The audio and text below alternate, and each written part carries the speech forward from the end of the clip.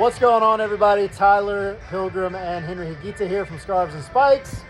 We are, as you can tell, in downtown Atlanta at Ventana's, where we just wrapped up a Five Stripes Unplugged event with Chris Henderson, Brad Guzan, Mateusz Klich, and some guy named Miguel Almiron. So, just to kind of dive into it, give you guys a quick update. We heard from the team, heard from those guys. Jillian Sakovitz was here, which is really cool.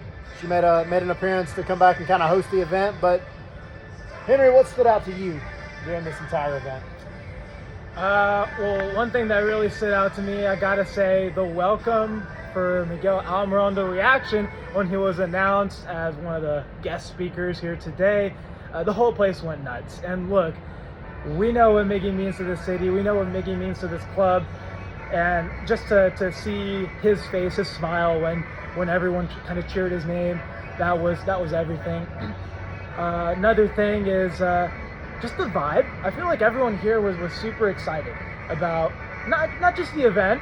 The drinks were good, but Yeah, but just the prospect of Atlanta United has a genuine chance this season, because this is probably the most exciting off-season. I was talking to Jillian about this afterwards. Like, this has to be the most impactful off-season that this club has had, right? yeah. And you've had so much investment. You're bringing back Miggy. Like, the fan hype is on an all-time high, and I love to see that. And people were super excited here today, so it was good to see that. Another thing that I'll point out, and it was funny because Jillian asked, she was asking Brad, Yeah. right? She was like, because Brad brought up that oh, well, like, one of the things they did down there was like sing, and then Miggy was like the best singer, and they're like, oh, okay, well, Did not have him pegged for a karaoke singer at all. and it was, what was the song even, like La Rata Blanca, Something like that, yeah. I gotta go look it up because I've never heard of this Yeah. song, and I speak Spanish, so this should tell you something about this. This is like Paraguayan old world music. Yeah, I have apparently. no idea, but I'll go listen to it just so I can talk to Miggy about it. But Jillian asked Brad, like, oh, so if y'all win MLS Cup, we're gonna get Miggy singing again. And then Brad's like, no, wait, not if, when. And that, I think, set the tone for everything, not just like this event, which obviously, I mean, people love that reaction, but I think for the season, this sets the expectation. Like, the players, the coach, like, everyone involved is expecting this team to win this season, right? For this to be, Atlanta United is truly back. Not like before, not like in 2023 or 2024, we're like, oh, well, some stuff is going our way, like, we might be back. No, we are back.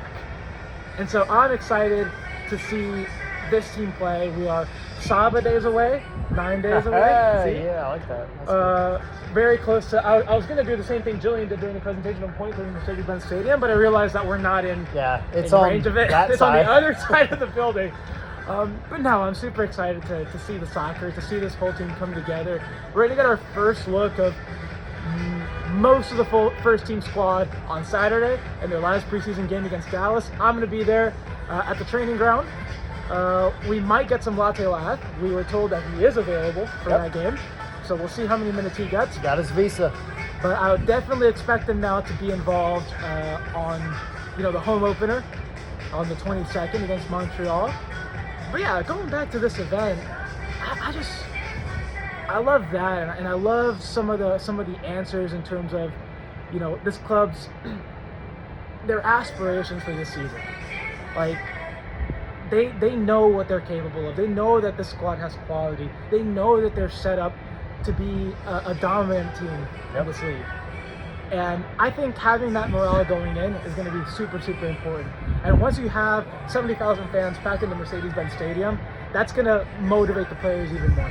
So I'm super excited. I can't wait for February 22nd. I can't wait to see you guys all at Mercedes-Benz Stadium, making that place the loudest place on earth, blowing the roof off if they don't open it, which, you never know at this You never point. know, yeah. That's a toss in the dark. But hopefully they do. It'll be the world's loudest speaker. Yeah, I'm excited, and Chris kind of talked about it as well. Like Chris Henderson, he kind of spoke to being on the other side of the fan base last year. Obviously, he was with Miami at the time, and he had to endure what the 17s brought to Atlanta, but also especially Miami, because you had the three legs. Two of those were down in Fort Lauderdale. So he kind of mentioned like how great it is to have that group behind this team. And now that they've made those signings, Miggy obviously being the big one, Klich as the sneaky designated player that they robbed DC for, and then Latte left, and then you couple all that with Alexei Miranchuk, and you're looking at an attack that is just ready to go. So I think the vibes really, and this is not just us, like the place here tonight was absolutely ready to go. And so it's fun to see. The vibes are kind of at a place where I feel like they haven't been since before COVID. It just feels like a really, really good place to be as an Atlanta United fan. So y'all stay tuned to Scarves and Spikes. We'll have plenty of coverage. There's going to be stuff going on tomorrow, and then of course Saturday they're playing FC Dallas, so we'll have coverage of that.